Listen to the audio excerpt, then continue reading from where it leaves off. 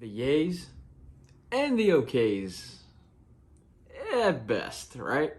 For the month of February. Let's talk about it.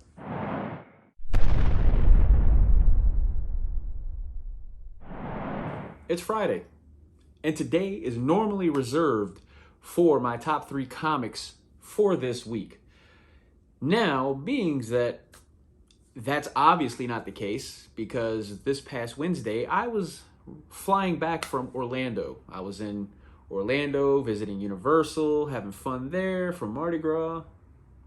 So with that being said, obviously I wasn't able to make it to Heroes Aren't Hard to Find, my LCS, this week. So next Wednesday, I'm going to have like a big double haul video basically to include this week's books as well as next week's when they come out. So stay tuned for that. So because of that though, I'm going to take advantage of this because this is kind of a video that I've been planning on doing. It's been on my mind for a while. So I'm just going to, take a stab at it. So I'm going to do this once a month, probably the second Monday of each month or whatever. Just kind of like having a flashback to the month prior. Basically, I'm just gonna kind of highlight videos. I'm gonna highlight comic books that I really enjoyed for that month, as well as comics that are for that month, right? I don't have to like really hate them to put them on that list. It could be something that I was just overexcited about, or something that didn't really meet my expectations entirely, but I still enjoyed them to a certain extent. Anything from that, perspective. So, the yays and the okays. Let's take a whack at it, right? We're gonna start off with the okays, right? We're gonna start off with the negative, the downer mood first, right? Then we're gonna work our way up to the yays, to the good stuff, right? So for the okays at best, the first book I'm gonna bring on my list is King Spawn, right? Issue 19. I didn't even read it, to be honest. I'm actually a few issues behind on King Spawn, but I lost interest. That's why I'm behind. Now the artwork has always been amazing, never deny that. And the story is not entirely horrible, but I just have no interest in it, even to the point where I pulled it from my subscription list at Heroes. So yeah, King Spawn, love you, but And the next book that's going to be okay at best is The Approach, issue 4, right? So this series started off really good. And it's kind of, I felt like it was going to start going this way, but it kind of leveled out. And I feel like with issue 4, it's kind of like starting to go down a little bit. Even though I still enjoyed it, don't get me wrong. And I still feel like when I read it, I'm watching like a show, or I'm at a movie or something like that, because I think it is going to be really awesome, or it would be really awesome on TV in some sort of way, whether it's a TV series or a movie or whatever. But I'm not feeling it the same way I was when the first issue and the second issue came out even. So I'm going to continue to read it for now, but right now it's okay at best. The Amazing Spider-Man, issue 19. I'll be honest, I have not read issue 20 yet, but with not having Zeb Wells or Romita Jr. on these 2 issues, I thought that it would have been awesome, like a breath of fresh air. So it just hasn't hit that for me, like I thought it would.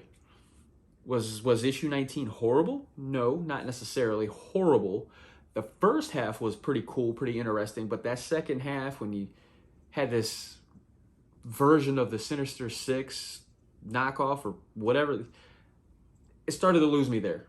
It started to lose me after all that. But basically the first half of the book, I'm like, okay, I like that part. I hadn't read, like I said, I hadn't read issue 20 yet. I'm going to read it, but this book, this ASM, man, I'm always going to be loyal to Spider-Man.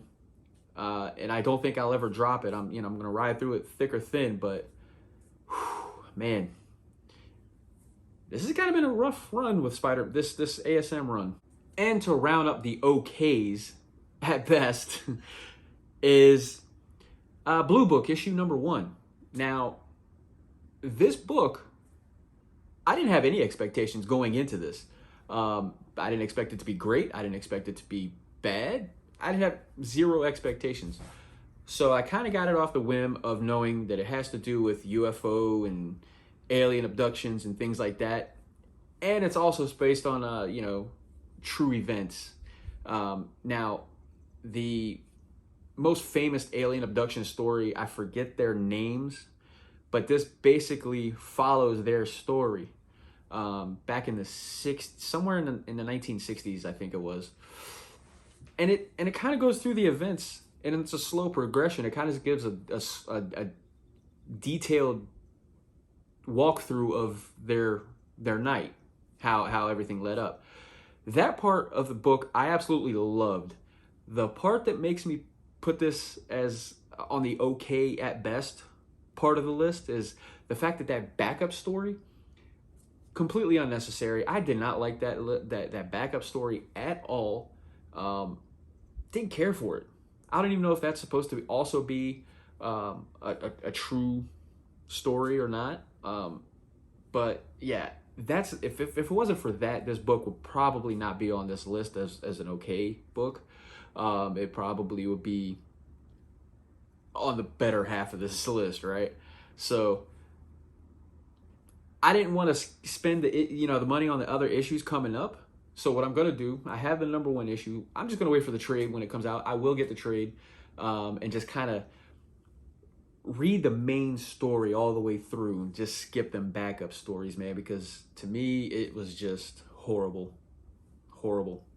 So yeah, Blue Book number 1 was okay at best. And it's mainly because of that backup story.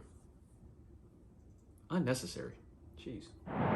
So now that we've gotten the out of the way, let's move on to some much better stuff, some much more enjoyable stuff, at least to me, right?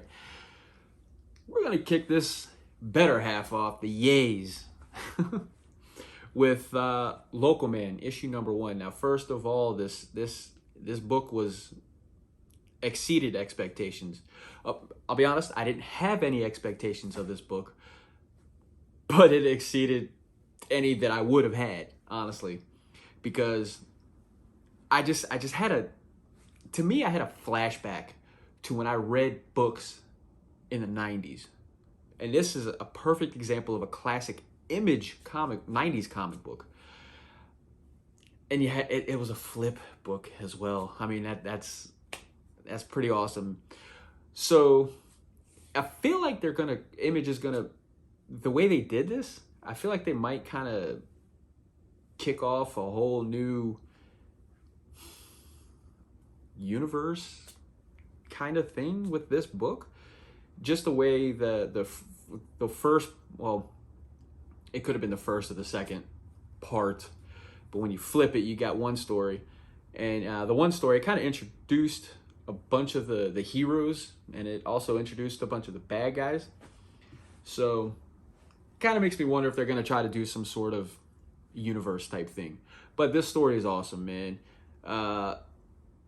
Yeah, definitely check it out. If you haven't picked up Local Man number 1, if you haven't picked it up, go out and check it out, man. Go out and pick it up, read it.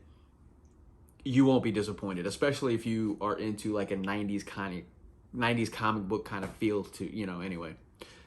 Yeah, Local Man number 1. And then we also have Once Upon a Time at the End of the World, issue number 4. Man, let me tell you, this book gets better and better with each issue. And this issue, I liked it a lot because it kind of gives you a glimpse into Mezzy, the girl, her past, where she, like, you get a good feel of her origin, sort of, her origin story in this book. And yeah, it's kind of cool because it kind of takes you along with that and kind of put you in the present as well. And Maceo, the boy, it kind of you kind of see their relationship kind of getting closer. But them the Wasteland Rangers, right, where Mezzy came from, kind of defected from. You know, they're on her tail. I guess they're going to try to bring her back to the Wasteland Rangers because they say that she's always, it's like in her blood, basically, to be a Wasteland Ranger. So, yeah, it's a very intriguing story to me. And the best part to me is this book was completely unexpected.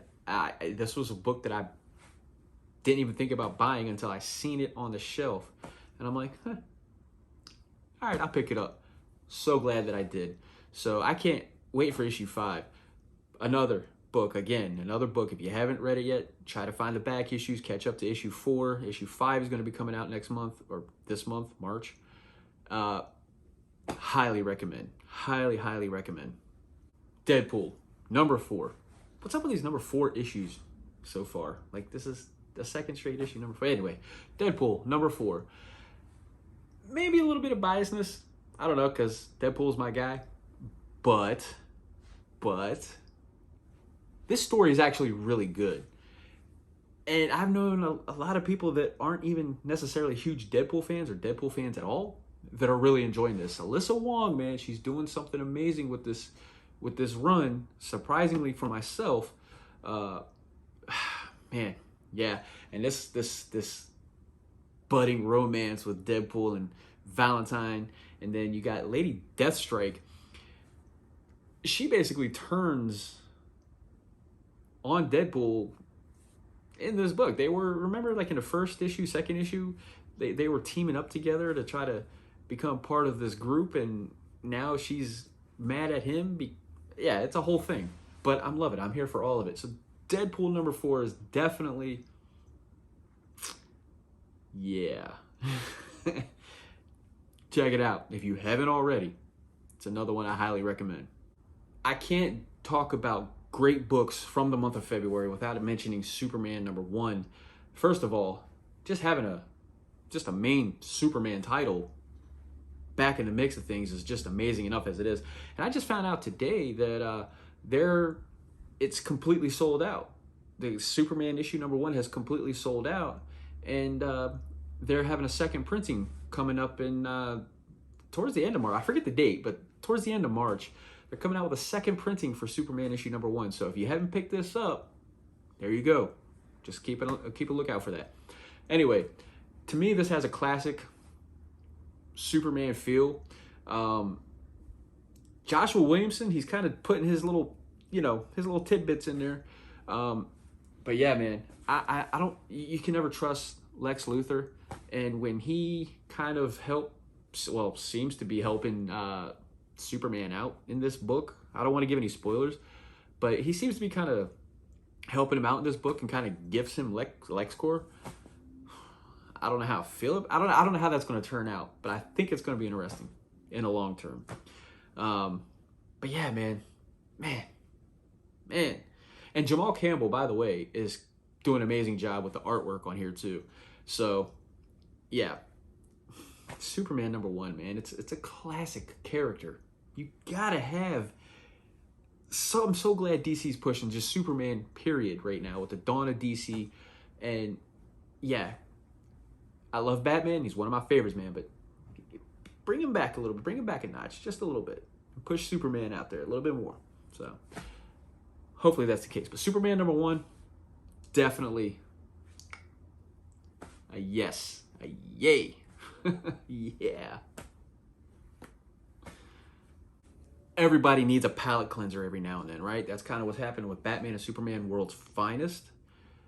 So in between arcs, we're getting these little one-shot issues, and this issue number 12 of World's Finest, I kind of love this Dick Grayson Robin going out with Wonder Girl and or Supergirl. I'm sorry, Wonder Girl, Supergirl, and you kind of get a glimpse on how their date went and why they're kind of. So, yeah, very fun book, man. Very fun, lighthearted, and man, it's just not a good. Mark Waid is doing a phenomenal job on this whole World's Finest run as a whole. So, man, this is a good book, man. This is a good, like, this is really good, man. When I was reading it, it literally made me like smile, not really laugh or giggle, maybe a small giggle here and there, but it really put a smile on my face this entire read, because it was a feel good kind of book, man, in my opinion.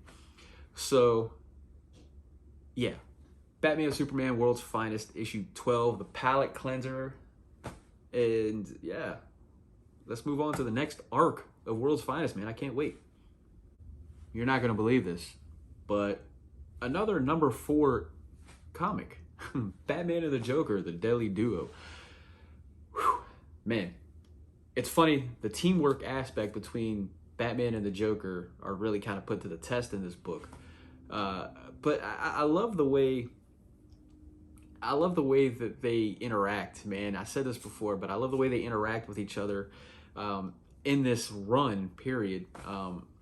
The concept of the book, man, they're just the Joker kind of just baited Batman in to kind of basically team up with him to find Harley Quinn because she was kidnapped. And yeah, in this issue, they're jumping from a helicopter onto a moving train, and the whole thing is just wild. Yeah, man, I can't get enough of this book. I think this is only gonna be like a 6 or 7 issue run series or whatever. So, man, I can't wait. Can't wait. I almost already don't want this thing to end. I wish you just make this an ongoing. But yeah, man. So Batman and the Joker, the Deadly Duo, issue number 4. That's like what, my 3rd number 4 book so far, I think, something like that. Yeah. Well, I hope that's something that you enjoyed. Just kind of like a brief overlook of comics that I really enjoyed, and some that were just okay at best. Yeah, so let me know what you think, man. Like I said in the comments below, let me know what you think. Did you agree? Did you agree with some of my favorite books or some of my okay books? Yeah, just let me know. And yeah, as always, there's a link in the description below. It has my Facebook page and my Instagram. So go check those out. Give me a like, follow, subscribe, all that good stuff, man. And yeah, keep reading those comics, because don't want to waste your money, right?